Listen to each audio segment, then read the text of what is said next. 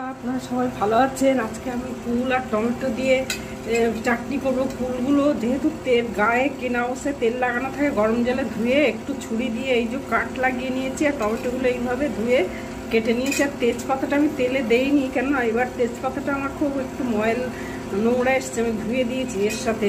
আর তেলে আমি শুকনো লঙ্কা, পাঁচফোড়ন আর গোলমরিচ ফোড়ন দিয়েছি। পুড়ে যাবে বলে আমি গ্যাসটা একটু অফ করে দিয়েছি, তেলটাকে গরম করে নিয়ে। তা এবার আমি এইগুলো ঢেলে দেবো, বেশি ভাজবো না। দিয়েছি আর 1 চিমটে হলুদ দিয়েছি, আর জল ঢেলে দিয়েছি, গরম জল। সেদ্ধ করতে দেবো ঢেকে। সেদ্ধ হয়ে গেছে। এর 1 কৌটো চিনি ছিল, দিয়েছি। এখন টেস্ট করে দেখলাম আর একটু লাগবে। থেতো করে হামানদিস্তাতে থেতো করে দিয়েছি, বেশ কুচি কুচি মুখে পড়বে, আবার গন্ধ টেস্টি। চাটনি কমপ্লিট হয়ে গেছে, দারুণ লাগছে।